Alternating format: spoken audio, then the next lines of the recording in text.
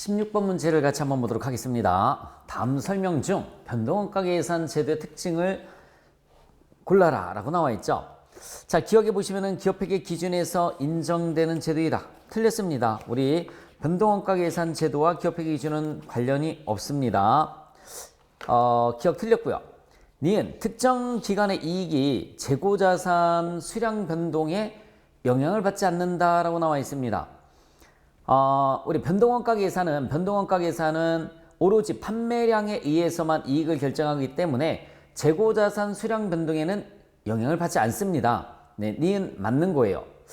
제가 잠깐 그 3번 지난 강에서 3번 문제 설명을 잘못해 드린 것 같아요. 지난 강에서 3번 문제에 전부원가 계산, 변동원가 계산 문제 3번 문제에서 그 특정 기간의 이익이 재고 수량 변동의 변동에 영향을 받는다라고 했는데 받지 않는 거죠. 변동원가 계산은 판매량에 의해서만 이익이 결정이 되지 재고량하고는 관련이 없잖아요. 3번 답도 수정을 좀 해드리도록 하겠습니다. 그래서 3번 답이 디글리을이 아니라 니은, 디글, 리을 이렇게 세 가지가 변동원가 계산의 특징으로 수정을 좀 부탁드리도록 하겠습니다. 그래서 변동원가 계산은 판매량에 의해서 이익이 결정이 되지 재고자산에 의해서 이익이 결정되는 것은 아니기 때문에 재고자산 수량 변동하고는 관련이 없습니다. 그래서 3번의 답도 니은, 디글, 리을로 수정을 해주시고요. 자, 다시 16번 문제로 오셔서 어쨌든 기억은 틀렸습니다. 기업회계 기준에서 인정되는 원가 계산 제도는 아니고요. 특정 기간의 이익이 재고자산 수량 변동에 영향을 받지 않습니다. 맞는 문장이에요. 판매량에 의해서 영향을 받는 겁니다. 공통고정비를 고정재주간접비라는 얘기예요. 공통고정비는 고정재주간접비라는 얘기입니다. 자, 부문이나 제품별로 배부하기 때문에 라고 나와 있는데 틀린 문장입니다. 배부하지 않습니다. 고정재주간접비를 부문이나 제품별로 배부하지 않습니다. 배부하지 않기 때문에 우리 고정비를 배부하는 건 아니잖아요. 여기 재주간접비 배부가 아니라 의사결정 문제 왜곡을 처리할 가능성이 존재하지 않습니다. 디귿 문장 틀렸어요. 변동원가 계산에서는 고정비의 배부에 관련된 건 없어요. 다시 한번 말씀드릴까요? 변동원가 계산에서 지금까지 지난 강에서 칠판에서 설명을 해드렸지만 고정재주간접비를 뭐 배부한다 이런 표현은 없었잖아요. 배부하지 않습니다. 그래서 의사결정 문제 왜곡을 처리할 가능성은 없습니다. 디귿 틀렸고요. 리을 변동원가 계산 제도에서 매출액과 이익은 동일한 방향으로 움직이므로 경영자 입장에서 이해하기가 쉽습니다. 그래서 답은 니은과 리을 4번이 답이 되겠습니다.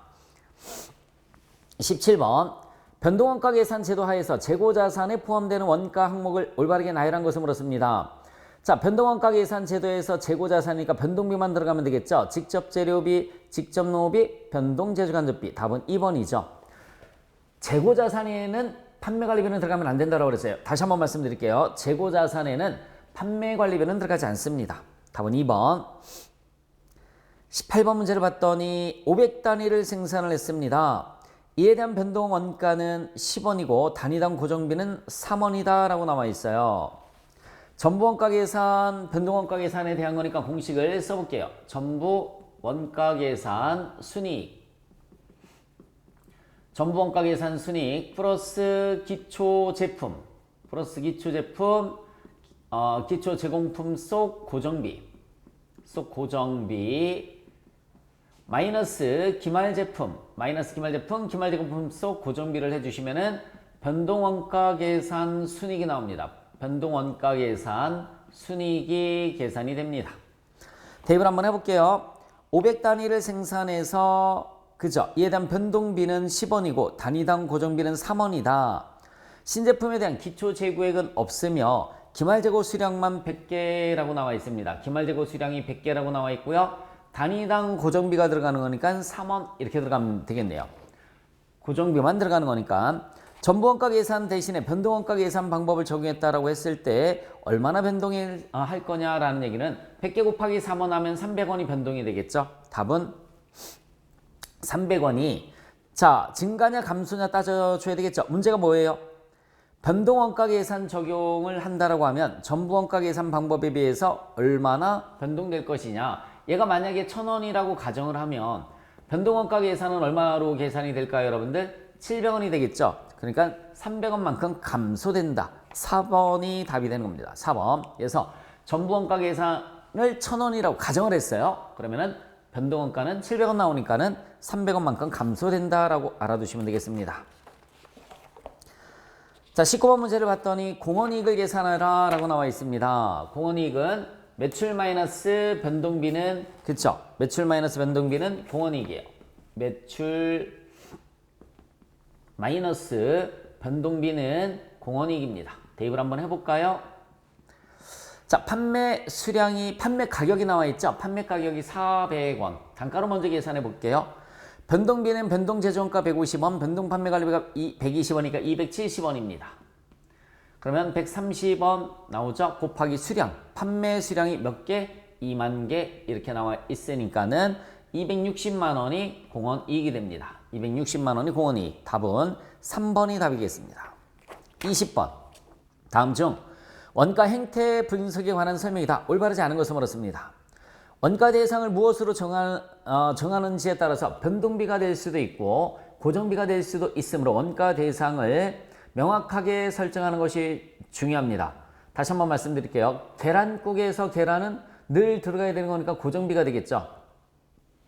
다시 한번 표현할까요? 계란국이라는 원가 대상을 잡아놨습니다. 그러면 계란국에 계란이 빠지면 안 되는 거죠. 그러니까 계란은 반드시 들어가야 되는 거기 때문에 계란은 고정비가 돼요. 근데 라면에서의 계란은 그죠? 사람 기호에 따라서 넣을 수도 있고 안 넣을 수도 있어요. 그래서 변동비가 되는 겁니다. 그래서 원가 대상을 무엇으로 정하는지에 따라서 변동비가 될 수도 있고 고정비가 될 수도 있다라는 문장 맞습니다.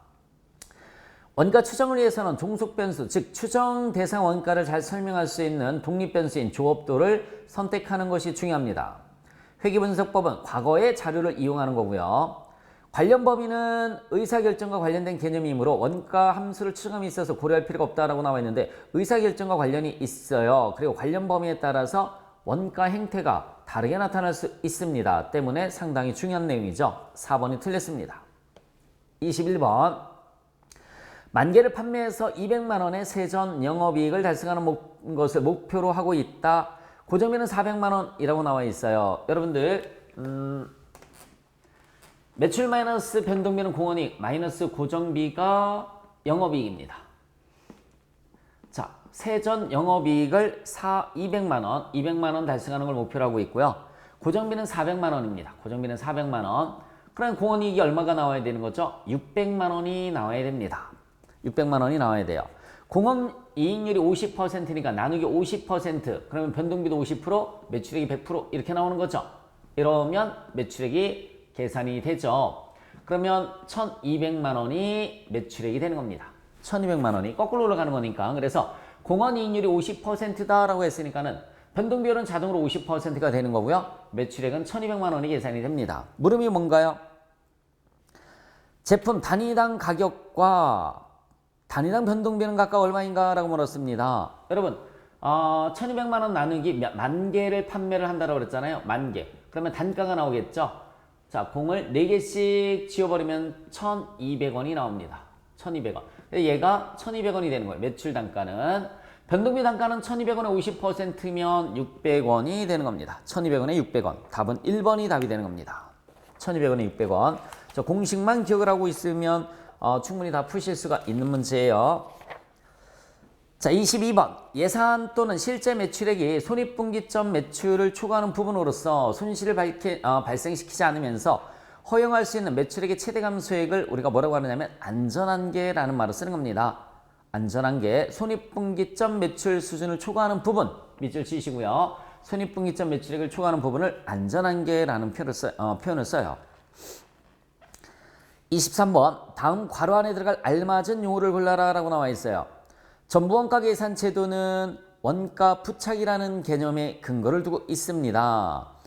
원가 부착이란 제품 생산과 관련된 원가는 원가 행태에 관계없이 모두 제품의 원가로 본다. 고정비, 변동비를 모두 제품의 원가로 보는 것을 우리가 원가 부착이라는 말을 쓰는 겁니다. 자, 변동원가 계산 제도는 원가 회피에 근거를 두고 있습니다. 원가 회피 개념이란 발생한 원가가 미래의 동일한 원가의 발생을 방지할 수 없다면 그 원가는 자산성을 인정할 수 없다는 것이다. 즉 고정비는 미래의 동일한 원가의 발생을 방지할 수 없다. 통제불능하다라는 얘기죠. 통제불능한 원가를 우리가 고정비라고 하고요. 고정비와 같은 것은 자산성을 인정할 수 없다라는 얘기입니다. 그래서 답은 1번. 24번. 신제품 A를 700단위 생산하였는데 변동 원가는 6원이고 단위당 고정 원가는 2원이다. 자, 조금 전에 풀었었던 문제랑 똑같죠? 칠판에 공식 써놨습니다. 기초 재고액은 없으며 기말 수량이 100개라고 나와 있어요. 100개 곱하기 고정비 단가를 내주시면 된다고 그랬어요. 6원이 아니라 고정비 단가가 여기서는 2원이네요. 그렇죠? 2원입니다. 그러면 200원 차이 나죠? 200원 차이 납니다. 자, 전부원가 대신에 변동원가 계산 방법을 적용했다라고 하면, 자, 전부원가를 1000원이라고 잡았어요. 가정을 했습니다. 1000원에서 기초는 없고 기말 200원 빼주면은 800원이 나오겠죠. 변동원가 계산은 전부원가 계산에 비해서 얼마나 변동할 것인가? 200원 감소하는 겁니다. 그래서 변동원가 계산은 전부원가에 비해서 얼마나 변동하느냐? 200원 감소한다. 답은 1번이 답이 되겠습니다. 답은 1번. 자, 25번 문제 앞에서 나왔는데 숫자만 달라요. 숫자만. 그래서 자, 다시 한번 써보도록 하겠습니다. 일단은 전부원가 계산에 의한 매출 총이익을 계산을 해주시면 매출 마이너스 변동비는 변동비가 아니죠. 매출 마이너스 매출원가입니다. 매출 마이너스 매출원가는 매출 총이익이에요. 매출 마이너스 매출원가는 매출 총이익입니다. 매출원가에는 고정 제조 간접비와 그 다음에 변동 제조 간접비 이렇게 들어가는 게 전부원가 계산이죠.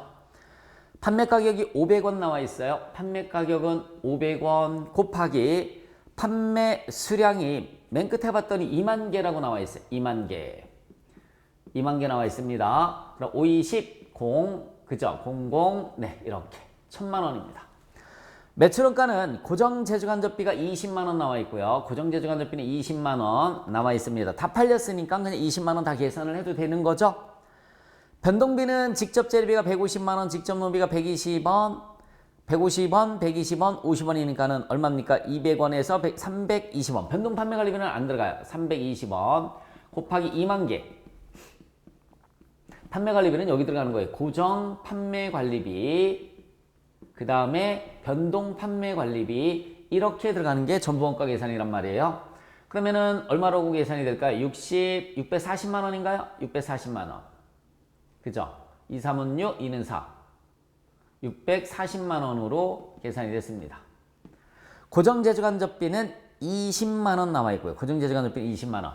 그러면은 1000에서 그죠? 660을 빼주면은 1000에서 660만 원 빼주면은 340만 원, 340만 원 이렇게 계산이 됐습니다. 일단 답은 그러면은 1번이나 3번 둘 중에 하나입니다.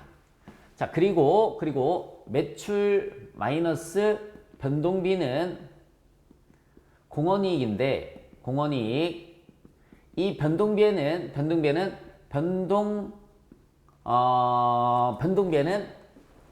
직접 재료비, 직접 노무비, 제조 간접비, 변동 제조 간접비, 변동 제조 간접비, 변동 판매 관리비가 들어가죠. 변동 판매 관리비. 자, 매출액에서 변동비를 빼주면 공원이익이에요. 변동비에는 직접 재료비, 그 다음에 직접 노무비, 변동 제조 간접비, 변동 판매 관리비 이렇게 따로따로 계산을 하는데 여기까지만 계산한 걸 갖다가 우리가 뭐라고 하느냐면 재료 처리량 공원이익이라는 말을 쓰는 거고요. 재료 처리량 공원이익에서 이제 직접 노무비, 변동 제조 간접비, 변동 판매 관리비를 빼주시면 얘가 변동원가 계산 공원이익이 되는 겁니다. 공원이익. 여기다 대입을 한번 해볼게요. 조금 더 세분화한 거라고 그랬어요. 매출은 1000만 원이죠. 1000만 원. 2만 개 곱하기 500원이라고 그랬어요. 500원. 그래서 1000만 원입니다. 매출은 1000만 원. 직접 재료비가 얼마라고 나와 있어요? 150원 나와 있죠. 2만 개 곱하기 150원이에요. 그러면은 300만 원 나옵니다. 그러면 재료 처리량 공원이익은 700만 원이 되는 거예요. 재료 처리량 공원이익은 700만 원. 자, 아직까지 답은 1번하고 3번 둘 중에 하나입니다. 자, 이제 직접 농업비가 얼마라고 나와 있습니까? 직접 농업비가 120원 나와 있죠. 2만 개 곱하기 120원. 그래 주면은 240만 원이 나옵니다. 240만 원. 변동제조간접비는 50원 나와 있죠. 2만 개 곱하기 50원이에요. 2만 개 곱하기 50원 하면 100만 원이고요. 100만 원. 변동판매관리비는 30원 나와 있어요. 2만 개 곱하기 30원. 그래 주면은 60만 원이 나옵니다. 60만 원. 자, 그러면 300에 400을 빼주시면은 300만 원 나오겠죠. 변동원가 계산 공원이익은 네, 얼마입니까? 300만 원짜리 나와 있는 거. 답은 3번이 답이 되겠네요. 340만 원. 전부원가 계산에 의한 매출 총익은 340만 원이고요. 두 번째, 변동원가 계산에 의한 공원이익은 300만 원이고 재료 처리량에 따른 공원이익은 700만 원 나왔습니다. 3번이 답이 되는 거죠. 26번, 전부원가 계산, 변동원가 계산을 모두 사용하고 있다. 전부원가 계산에 의한 실제 매출액. 자, 여기 전부원가 계산이죠. 실제 매출액, 매출 총이익, 변동원가 계산에 의한 공원이익, 변동원가 계산에 의한 공원이익은 모두 예상과 비슷했는데 영업이익이 예산에 훨씬 미달하였다라고 나와 있습니다. 여러분, 여기까지는 다 비슷해요. 근데 여기 뭐 들어가죠, 여러분들? 고정 제조간접비, 고정 제조간접비, 그 다음에 고정 판매관리비가 들어가죠. 고정 판매관리비. 자, 여러분들 봐요. 전부원가 계산에 의한 매출 총익 예상과 비슷했다는 얘기는 고정 제조간접비나 변동 제조간접비는 모두 예상과 비슷하다는 얘기죠. 다시 한번 문장을 한번 읽어봐요. 전부원가 계산에 의한 실제 매출액과 매출 총이익 예상과 비슷하다라는 표현은 고정 제조간접비, 변동 제조간접비 모두 예상과 비슷하다는 얘기예요. 자, 변동원가 계산에 의한 공원이익도 예상과 비슷했다는 얘기는 변동 판매관리비, 네, 변동제조간접비 다 예상과 비슷하다는 얘기죠. 그러면 차이 나는 거는 요거밖에 없잖아요. 고정 판매관리비밖에 없어요. 고정제조간접비는 여기에서 예상과 비슷하다고 했잖아요. 그러니까 고정 판매관리비가 증가했다. 4번이 답이 되는 겁니다. 칠판 보세요. 얘가 예상과 비슷하면 매출 총익이 예상과 비슷하다라는 표현은 고정제조간접비가 예상과 비슷하다. 여기 고정제조간접비가 예상과 비슷하다는 표현이죠. 그러면은 체크가 안 된 부분은 고정 판매관리비밖에 없잖아요. 고정 판매관리비는 증가하였다라고 생각을 해주시면 돼요. 변동비도 다 예상과 비슷했다라고 표현을 했습니다. 답은 4번입니다. 매출액이 50만 원, 손익분기점의 매출액이 35만 원, 공원 이익률이 30%이다. 순이익은 얼마인가? 라고 물었습니다. 순이익은 얼마인가? 대입을 한번 해보도록 하겠습니다. 매출 마이너스 변동비는 공원이익이에요. 매출 마이너스 변동비는 공원이익, 공원이익 마이너스 고정비는, 공원이익 마이너스 고정비는 영업이익입니다. 영업이익. 자, 매출액이 50만 원. 손익분기점의 매출액은 얼마라고 그랬습니까? 35만 원 나와 있고요. 자, 공원이익률이 30%라고 나와 있죠. 공원이익률은 30%가 나와 있으면 얘는 70%가 되고 얘가 100%가 되는 겁니다. 여러분들 고정비 나누기 공원이익률 30%가 손익분기점의 매출액이잖아요. 맞아요? 공원이익 나누기 공원이익률, 고정비 나누기 공원이익률이 손익분기점의 매출액이 되는 겁니다. X 나누기 30%는 35만 원이니까 3, 3은 9, 3, 15, 105만 원이 되겠죠? 105만 원. 자, 그럼 대입 한번 해볼게요. 10만 5천 원. 105만 원이 아니라 10만 5천 원? 105만 원? 10만 5천 원이죠. 제가 계산을 한번 해보겠습니다. 35만 원 곱하기 30% 0.3 그죠? 10만 5천 원 10만 5천 원이 나와요. 그래서 나눠주면 35만 원이 나오는 거거든요. 그러면은 10만 5천 원 나누기 거꾸로 0.3을 하면 그죠? 35만 원 나오고요. 자, 57은 35면 변동비는 35만 원 빼주면 15만 원. 공원이익은 15만 원에서 10만 5천 원 빼주니까 4만 5천 원이 영업이익이 계산이 되는 겁니다. 답은 1번이 답이 되는 거예요. 자, 28번 문제를 한번 보도록 하겠습니다. 28번 문제. 매출액과 영업이익이 동일한 태우와 용산의 영업활동 관련된 자료이다라고 나와 있습니다. 여기다가 집어넣어 볼게요. 태우입니다. 주식회사 태후 용산. 매출액이 얼마라고 나와 있냐면 200만 원 나와 있고요. 200만 원. 변동비는 140만 원 나와 있어요. 변동비는 140만 원. 공원이익은 60만 원. 공원이익이 60만 원. 고정비는 30만 원. 30만 원. 영업이익 30만 원. 여러분들 공원이익 나누기 영업이익이 영업 레버리지도라고 했잖아요. 영업 레버리지도라고 그랬어요. 3위는 6, 2가 나왔습니다. 용산은 자 매출액이 200만 원, 50만 원이죠. 변동비는 그러면 150만 원이고요. 자 고정비가 120만 원 나와서 영업이익은 똑같이 30만 원입니다. 자 공원이익 나누기 영업이익 했더니 영업 레버리지도가 5가 나왔습니다. 앞에서 비슷한 문제가 있었죠. 자 동그라미 1번에 봤더니 태후의 경우 매출액이 200만 원 증가하면 영업이익은 90만 원 증가한다. 여기 봐요. 태후 200만 원 증가를 했어요. 매출액이 200만 원 100% 증가를 하는 거죠. 그러면은 영업이익은 90만 원으로 증가한다라고 그랬어요. 90만 원으로 증가한다. 주식회사 용산의 영업 레버리지도는 5가 되는 거고요. 영업 레버리지도는 손익분기점에서 가장 크다고 그랬습니다. 그다음 매출액이 점점 증가함에 따라서 1의 값에 가까워진다라고 그랬죠.